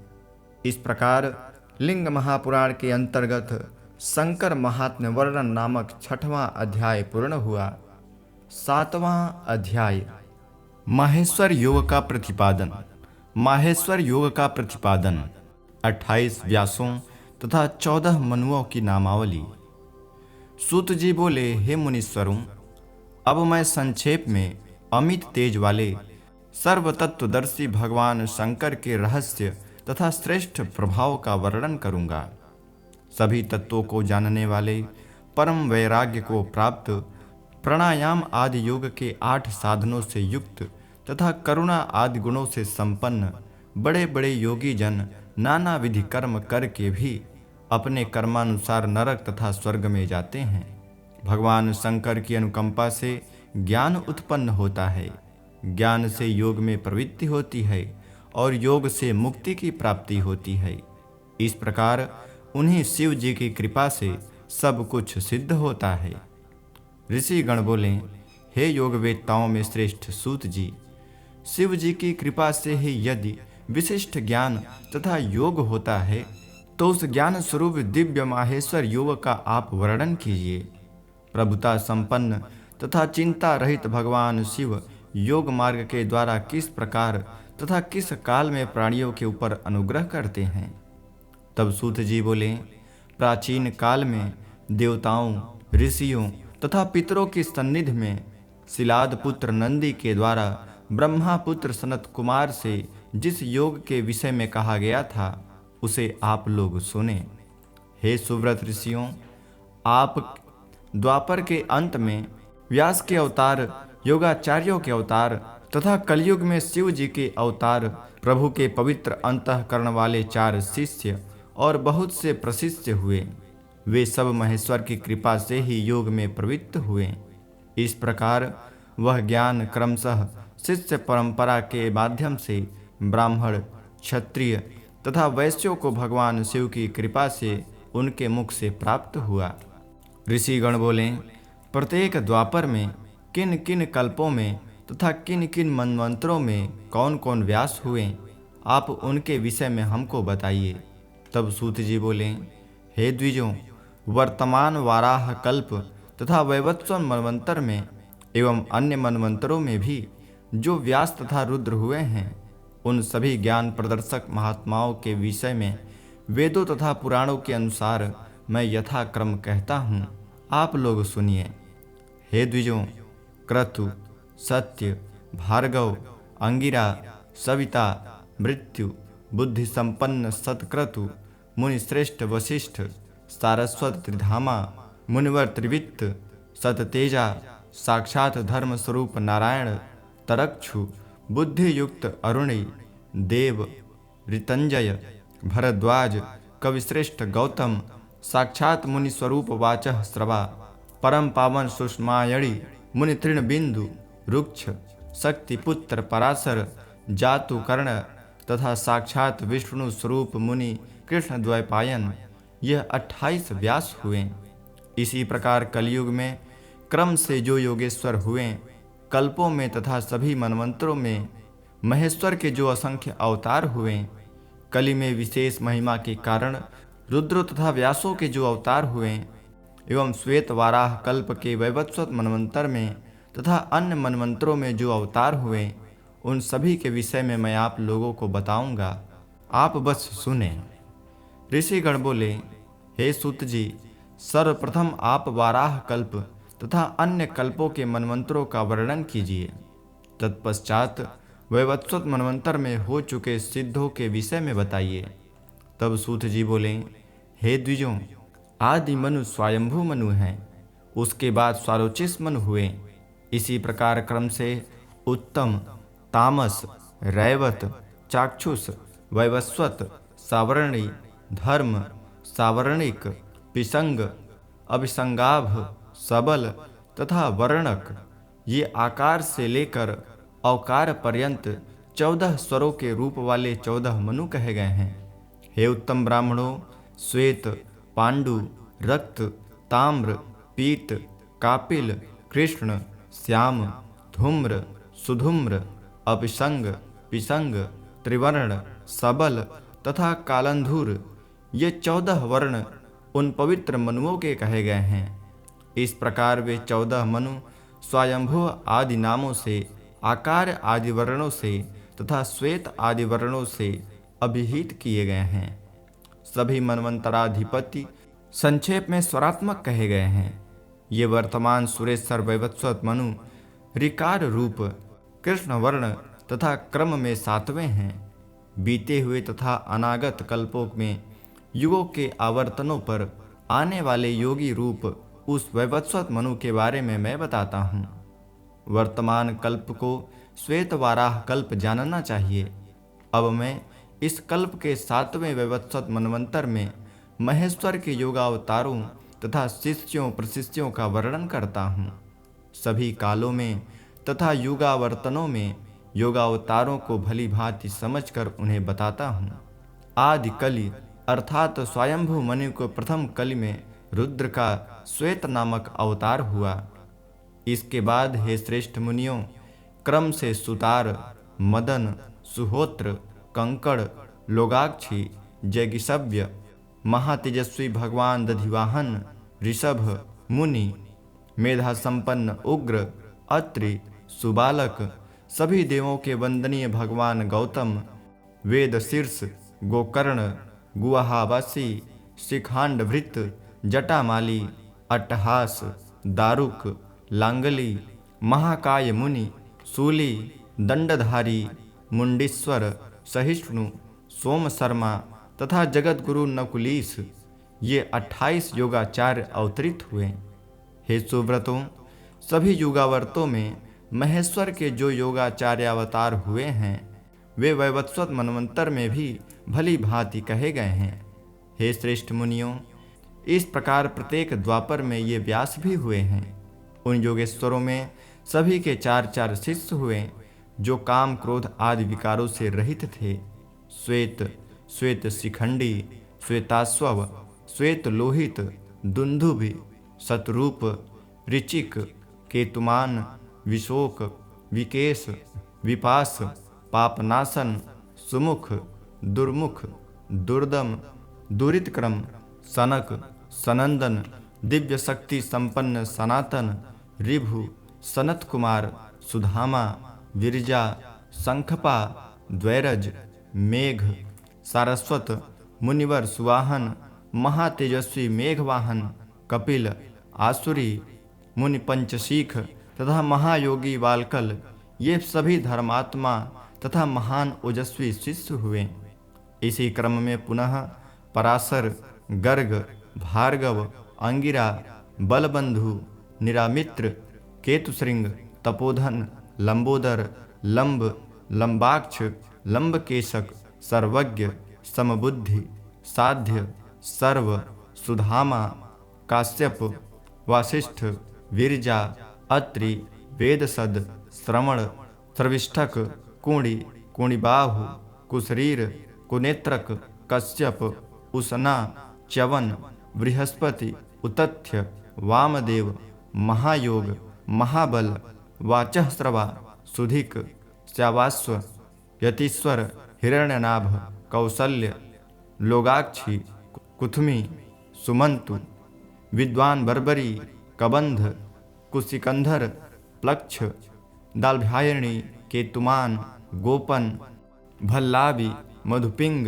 श्वेतकेतु, तपोनिधि, उशिक, वृदस्व, देवल, कवि, शालिहोत्र, अग्निवेश, युवनास्व, शरद्वसु, छगल, कुंडकर्ण, कुंभ, प्रवाहक, उलूक, विद्युत, मंडूक, आश्वलायन, अच्छपाद, कुमार, उलूक, वत्स, कुशिक, गर्भ, मित्र तथा कौरुष्य नाम वाले शिष्य भी हुए। सभी युगावतारों में योगाचार्यों के ये महात्मा शिष्य कहे गए हैं। ये सब विमल आत्मा वाले सिद्ध ब्रह्मनिष्ठ ज्ञान तथा योग में निरत रहने वाले, भस्म विभूषित शरीर वाले तथा शैवी दीक्षा से संपन्न थे। इनके भी सैकड़ों हजारों शिष्य तथा प्रशिष्य पाशुपत योग प्राप्त कर शिवलोक के अधिकारी हुए। देवता से लेकर पिशाच पर्यंत सभी प्राणी पशु कहे गए हैं। इनका पति अर्थात स्वामी होने के कारण सर्वेश्वर शिव को पशुपति कहा गया है। हे द्विजों, सभी को परम ऐश्वर्य की प्राप्ति कराने हेतु उन पशुपत रुद्र के द्वारा प्रवर्तित योग पशुपत योग के नाम से जाना जाता है। इस प्रकार 7वां अध्याय पूर्ण हुआ। 8वां अध्याय। सूत जी बोले, हे द्विजों, अब मैं भगवान शंकर के द्वारा जगत के हितार्थ कल्पित किए गए योग स्थानों का संक्षेप में वर्णन करूंगा। गले से नीचे तथा नाभि से ऊपर का वितस्ती यानी 12 अंगुल परिमाण वाला स्थान योग के लिए उत्तम स्थान है। इसी प्रकार नाभि से नीचे मूलाधार नामक तथा दोनों भृगटियों के मध्य में आवर्त यानी आज्ञा चक्र नामक स्थान भी योग स्थान है।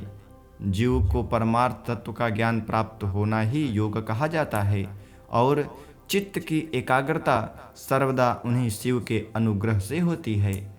हे द्विज श्रेष्ठों, उस अनुग्रह का स्वरूप स्वसंवेद्य है अर्थात स्वानुभूति का विषय है।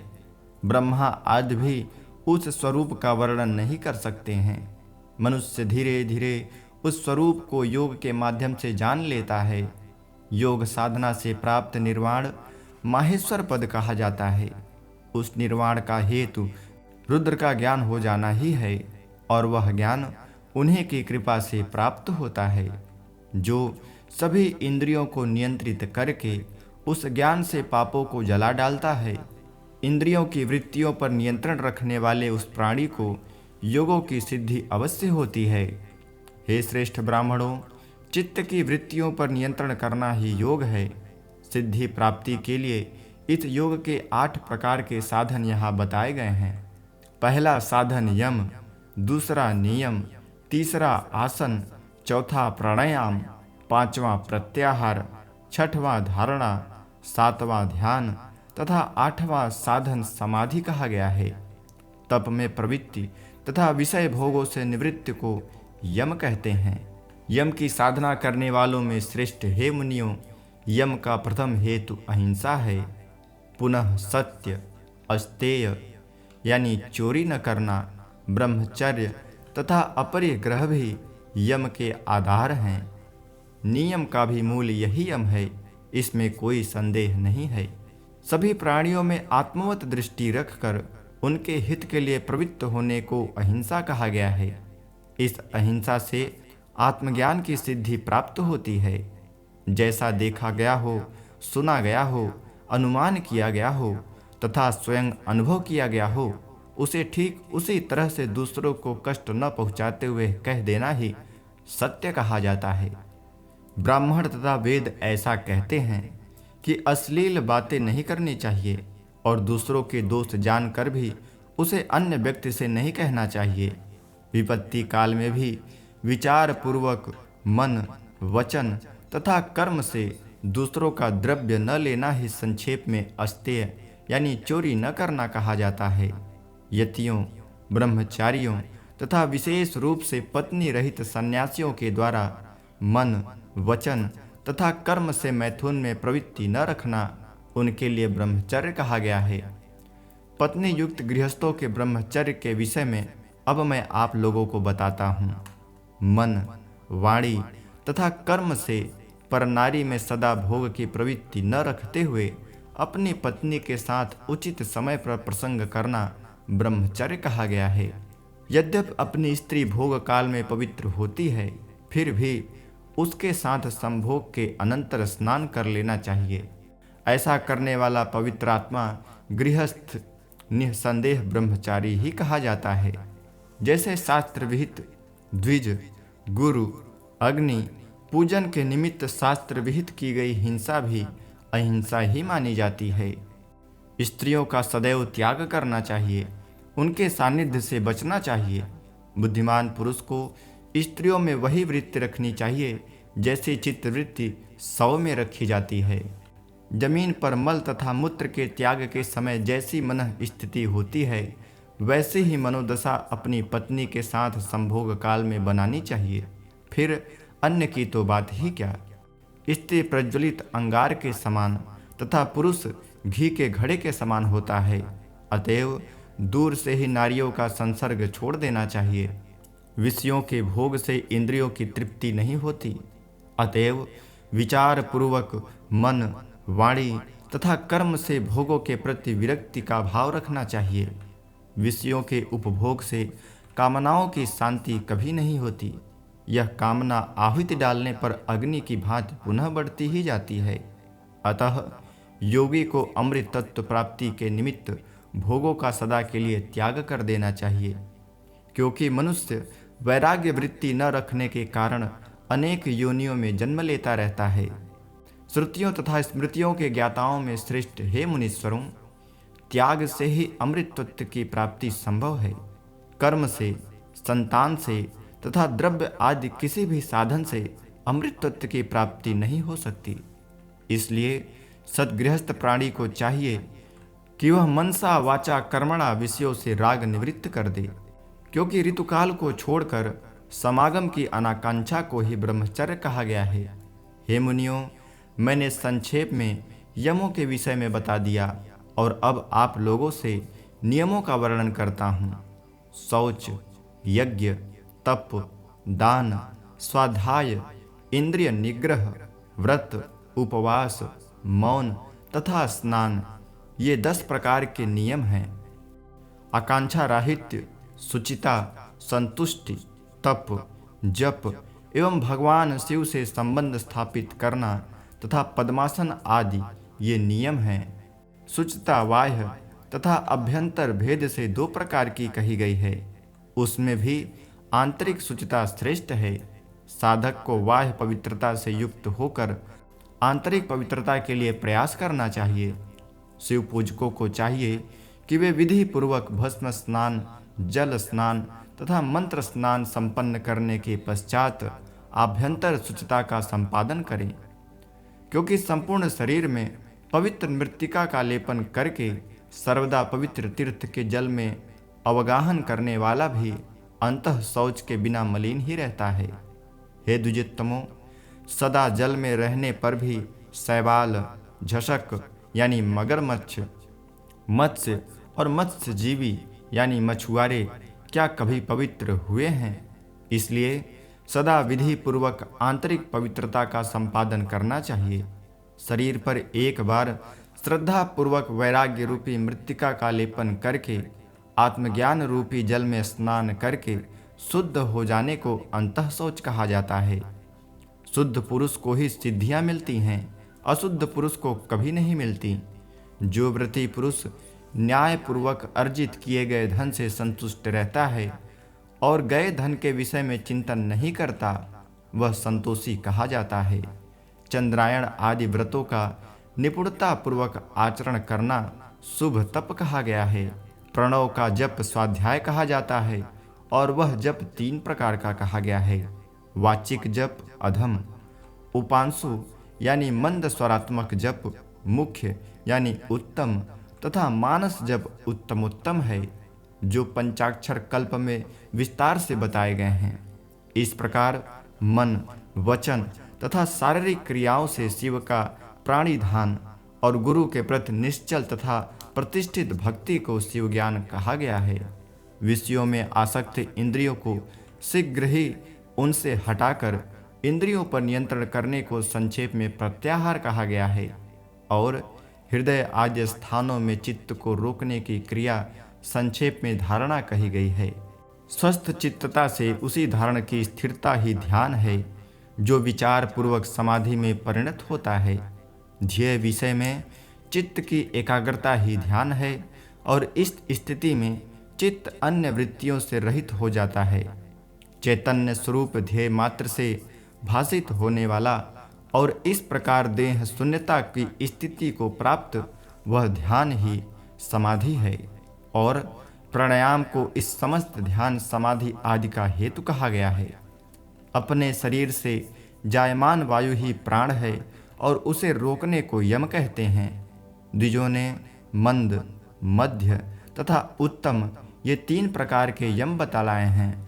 प्राण और अपान वायु का निरोध ही प्राणायाम कहा जाता है। मंद प्राणायाम का मान 12 मात्राओं का कहा गया है। 12 लघु अक्षरों के उच्चारण काल तक प्राण वायु को रोकना मंद प्राणायाम तथा 12 मात्रात्मक प्राणायाम बतलाया गया है। उसके दुगने उच्चारण काल अर्थात 24 मात्राओं के समय तक प्राणवायु के निरोध को मध्यम प्राणायाम कहते हैं। इसी प्रकार 3 गुणे उच्चारण काल अर्थात 36 मात्राओं के उच्चारण काल तक प्राणवायु को रोकने को उत्तम प्राणायाम कहा जाता है। मंद, मध्य तथा उत्तम प्राणायाम शरीर में क्रमशः प्रस्वेद यानी पसीना, कंपन तथा उत्थान यानी ऊपर उठने की क्रिया उत्पन्न करने वाले हैं। आनंद की उत्पत्ति करने वाले योग की प्राप्ति के लिए किए जाने वाले प्राणायाम को निद्रा, घूर्णन, रोमांच तथा ध्वनि से व्याप्त कंपन शरीर के अंगों में उत्पन्न हो जाता है। जब निरंतर प्राणायाम के अभ्यास से स्वेद बिंदु यानी पसीना झलकने लगे, संविन मूर्छा, ज्ञानमय उन्मन अवस्था आने लगे, सहसा शरीर हल्का होकर प्ललव यानी जल में तैरने जैसी स्थिति जैसी अवस्था का अनुभव करे, तब इस सुशोभन अवस्था को उत्तमोत्तम प्राणायाम कहा गया है। सगर्भ तथा अगर्भ यह 2 प्रकार का होता है। जप सहित प्राणायाम सगर्भ तथा जप रहित प्राणायाम अवगर्भ कहलाता है। हाथी, सरभ तथा सिंह अत्यंत दुराधर्ष होते हैं। जैसे उन्हें पकड़कर उनका दमन किए जाने पर वे अस्वस्थ हो जाते हैं, उसी प्रकार यह दुराधर्ष प्राणवायु भी योगियों के द्वारा वश में किए जाने पर अस्वस्थ हो उठता है अर्थात अव्यवस्थित हो जाता है। नियम पूर्वक अभ्यास किए जाने पर यह वायु उसी प्रकार स्वस्थता को प्राप्त हो जाता है जैसे मतवाले सिंह, हाथी तथा सर्व अभ्यास पूर्वक युक्ति से दमित किए जाने पर अपने अधीन हो जाते हैं। जैसे नियमितः नियंत्रण करने पर शनैः शनैः अपनी उग्रता को त्याग कर ये सिंहादि आदर पूर्वक वश में हो जाते हैं, वैसे ही यह प्राणवायु ही शनैः शनैः अभ्यास से अपनी अवस्थता को छोड़कर समत्व भाव को प्राप्त हो जाता है। जो पुरुष योग पूर्वक अभ्यास करता है उसके चित्त में व्यसन उत्पन्न नहीं होता। इस प्रकार सतत अभ्यास करने पर प्राणायाम से उस योगी के मन वचन तथा कर्म से जायमान सभी दोष नष्ट हो जाते हैं और इस प्राणायाम से इसे करने वाले उस बुद्धिमान योगी के देह की भली भांति रक्षा भी होती है। उस प्राणायाम के सतत अभ्यास से सभी दोष नष्ट हो जाते हैं, साथ ही श्वास प्रश्वास की गति भी न्यून होती जाती है। इस प्रकार प्राणों के यानी श्वासों के नियंत्रण से क्रमशः दिव्य शांति आदि सिद्धियां प्राप्त होने लगती हैं। हे द्विजों, अब मैं क्रम से शांति, प्रशांति, दीप्ति तथा प्रसाद का वर्णन करूंगा। आरंभ में इन चारों में से यहाँ पहले शांति के विषय में कहता हूँ। सहज तथा आगंतुक पापों का नाश शांति कहा जाता है तथा वाणी पर भली भांति संयम प्रशांति कहलाता है। हे द्विजों, सही तरह से सर्वदा प्रकाश की स्थिति को दीप्ति कहा गया है। सभी इंद्रियों, बुद्धि तथा प्राण वायु आदि की प्रसन्नता को इस चतुष्टय में प्रसाद कहा गया है। प्राण, अपान, समान, उदान, व्यान, नाग, कुर्म, कृकल, देवदत्त तथा धनंजय, इनकी जो प्रसन्नता है उसे मर्तों का प्रसाद कहा गया है। जो वायु प्रयाण करता है, इसी कारण उस वायु को प्राण वायु कहा गया है। जो वायु आहार आदि को नीचे की ओर क्रम से ले जाता है उसे अपान, सभी अंगों में जो वायु व्याप्त रहता है उसे व्यान तथा व्याध आदि का प्रकोपक जो वायु मर्मों में उद्वेजन पैदा करता है उसे उदान, एवं जो वायु गात्रों में समता करता है उसे समान वायु कहा जाता है। इस प्रकार ये 5 वायु हुए। इसी प्रकार उद्गार यानी डकार आदि के समय क्रियाशील वायु को नाग, उन्मीलन अवस्था में क्रियाशील वायु को कुर्म, छींक आदि में आने वाले वायु को कृकल, जम्हाई में क्रियाशील वायु को देवदत्त तथा महाघोष करने वाली वायु का नाम धनंजय है। वह मरने पर भी संपूर्ण शरीर में व्याप्त रहता है। हे विप्रों, जो इन 10 वायुओं को प्राणायाम से सिद्ध कर लेता है वह शांति आदि चतुष्टय के प्रसाद की प्राप्ति कर लेता है। इन वायुओं का प्रसाद ही शांति, प्रशांति, दीप्ति तथा प्रसाद नामक सिद्धियों में चतुर्थ प्रसाद नामक सिद्धियों को तुरिया सिद्धि कहा जाता है।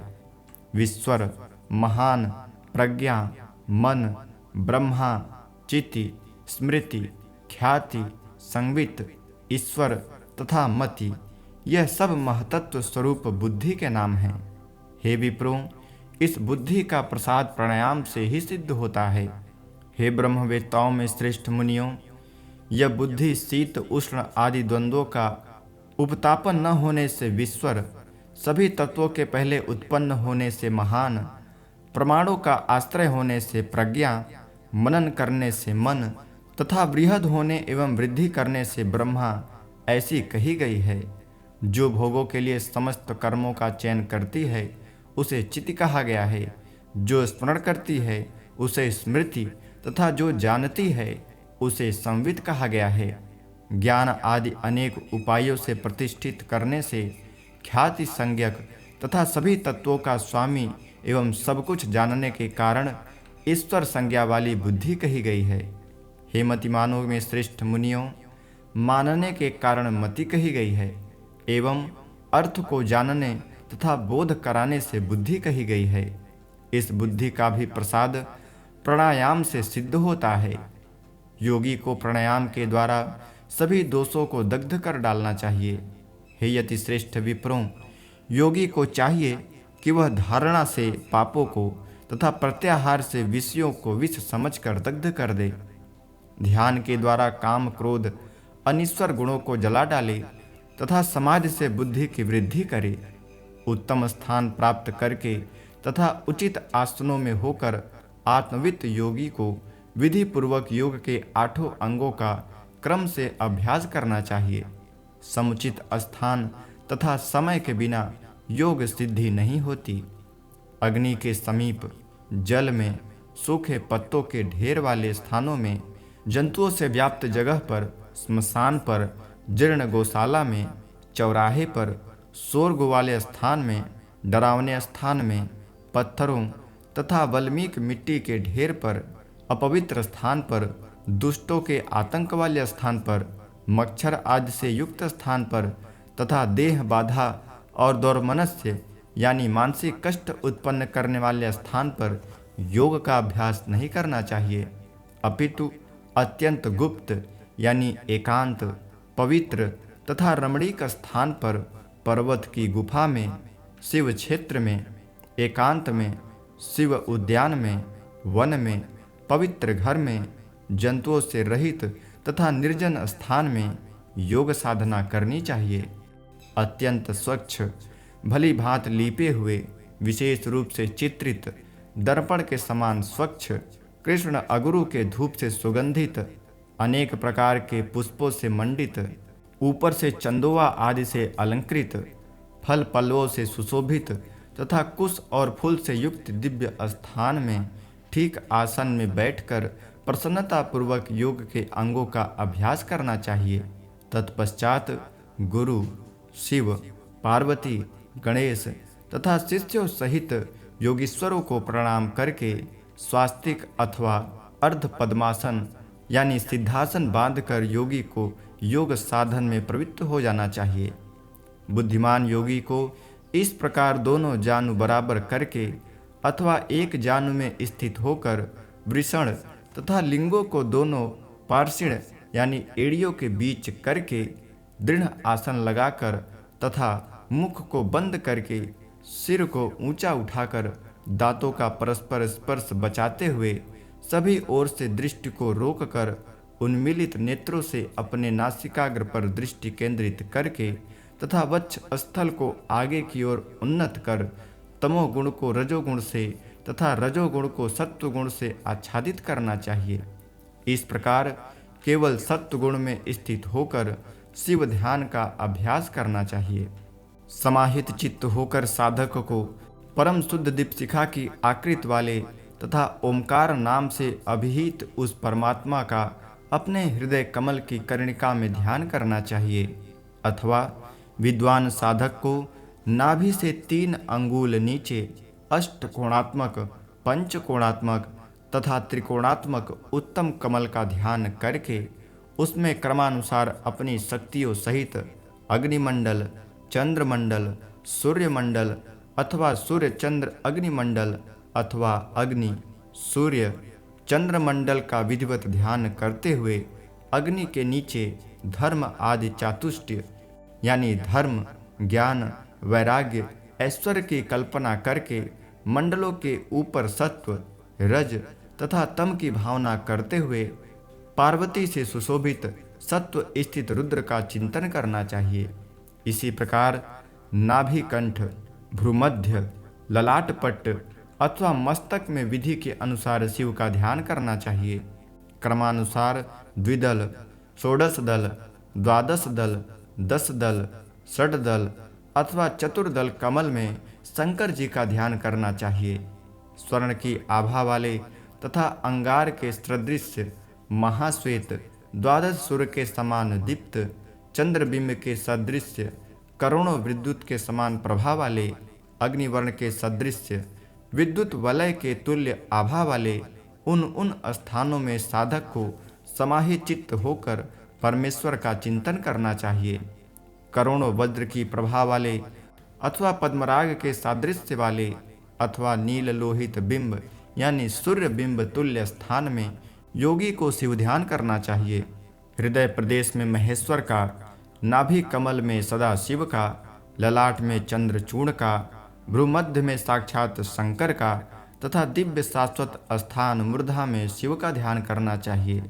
वे शिव निर्मल हैं, कला अथवा अवयव से रहित हैं, ब्रह्म रूप हैं, शांत हैं, ज्ञान स्वरूप हैं, लक्षणों से रहित हैं, अनिर्देश्य हैं, अणु से भी सूक्ष्म हैं, कल्याणकारी हैं, आश्रय रहित हैं, तर्कों से परे हैं, उत्पत्ति तथा विनाश से रहित हैं, मोक्ष स्वरूप हैं, परम गति हैं, कल्याण रूप हैं, उपमा रहित हैं, अमृत स्वरूप हैं, अविनाशी हैं, पुनर्भव रहित हैं, ब्रह्म स्वरूप हैं, अद्भुत हैं, महानंदन हैं, परमानंद हैं, योगानंद हैं, व्याधि रहित हैं, त्याग तथा ग्रहण से रहित हैं, सूक्ष्म से भी सूक्ष्मतर हैं, कल्याणमय हैं, स्वयं वेद्य हैं, अवेद्य हैं, परम ज्ञान युक्त हैं, इंद्रियों की पहुँच से परे हैं, आभास से परे हैं, परम तत्व हैं, परात्पर हैं, सभी उपाधियों से मुक्त हैं,